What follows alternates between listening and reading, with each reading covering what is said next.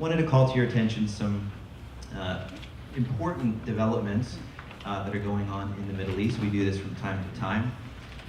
If you kind of visualize in your mind the land of Israel, and to the north of Israel, in Israel, close to the Sea of Galilee, just a little bit to the east of the Sea of Galilee, in the north of Israel, you have a mountain range called the Golan Heights. Israel captured the entire Golan Heights after being attacked during the Six-Day War by Egypt, Jordan, Syria, and during that war, Israel captured the length of that range of mountains called the Golan Heights mountain range, and that was in the hands of Syria previous to this. And during that conflict, the United Nations, to make a long story short, the United Nations created what was known as the UN ceasefire Purple Line. It became known as the Purple Line. It was the ceasefire line that the United Nations established in that conflict. And essentially, the Golan Heights really became part of Israel, and it's a strategic, we say heights, mountain range, overlooking the Sea of Galilee region and the north of Israel. So for years, the Syrians occupied that area. They would shell the Israeli farm communities down below. And so it was very strategic capture by Israel that was necessary when they were attacked in the Six-Day War, and they took over that mountain range. So at the end of the conflict, the United Nations established a ceasefire line between Syria and Israel. It became known as the Purple Line. Well, what is going on today because of the conflict in Syria is that you have multiple factions of nations that have come together in Syria fighting proxy wars. In other words, representatives, terrorist organizations, or other groups are being paid for by these other nations to fight in that battle in Syria for dominance in the region for a variety of political and economic reasons. Russia is one of the central players in Syria now. Russia has swooped in during the whole conflict over there and has become a dominant player. Of course, the United States has significant impact on the region as well. But here's what I want you to understand. There is a terrorist organization supported by Iran. The name of that terrorist organization is Hezbollah. Hezbollah is in Lebanon, to the north of Israel, and also in Syria. Now, Hezbollah has been tied up in this conflict in Syria over the past several years.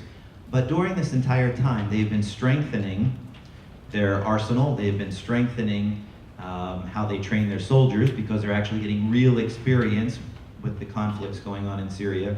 And these Hezbollah terrorist fighters, supported by Iran, have been bringing weapons to that purple line that I just mentioned to you, the ceasefire line created in 1967 between Syria and Israel in the Golan Heights. There's what's called that purple ceasefire line, the 1967 line. And Hezbollah, this terrorist organization supported by Iran, is bringing in massive stocks of weapons right up to that purple line against northern Israel, the border with northern Israel in the Golan Heights. And Israel is very, very concerned about that. As a matter of fact, Israel has actually gone into Syria. You haven't heard a whole lot about it in the press. They've actually gone into Syria with some of their fighter jets to destroy Iranian Hezbollah convoys, bringing weapons to the border with northern Israel, against northern Israel. Israel's been concerned about this and been trying to knock out some of these convoys carrying weapons to reinforce that terrorist border with Israel. Now, what is significant about this is that Russia holds a lot of power in Syria right now. So Benjamin Netanyahu of Israel has met with Putin of Russia 3 times in the last 11 months to say, we have no beef with you, Putin, we have no beef with Russia. We just want to be able to safeguard our borders from this Iranian-backed terrorist organization called Hezbollah on our doorstep. We do not want them to continue to stockpile weapons right at our doorstep. So Russia, we want to go in, Israel is saying, we want to go into Syria and be able to quell this problem that's going on there, but we don't want to get tangled up with Russian fighter jets or Russian soldiers. So Benjamin Netanyahu, Prime Minister of Israel, has gone to Putin several times and said, we want to reserve the right to go in. We have no issue with you, Russia, but we want to be able to go in to handle this and to push back this advance and this advance of weaponry along our borders with Iranian-backed Hezbollah. Now, Russia and Iran aren't on the best of terms, but they work together. They have a marriage of convenience. So Iran, conversely, is saying, no, we want to be in Syria. We want to supply our terrorist fighters. We have an interest in the region too, to Russia.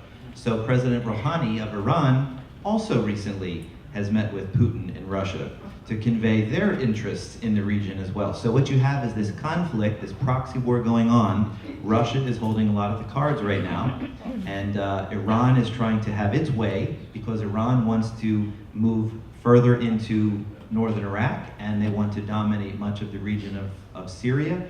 And of course, anytime Iran has an opportunity to say something negative against Israel, it never misses an opportunity.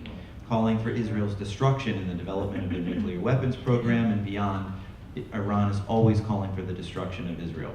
So you have to be watching these things carefully. All of these nations that we're talking about, these were historic persecutors of Israel. And biblically and prophetically, we know that these same nations are going to be coming up against Israel in the last days. So it's important that we be watching these developments carefully. So that was your Middle East Minute. It took about 10, but we'll just call it a Middle East Minute.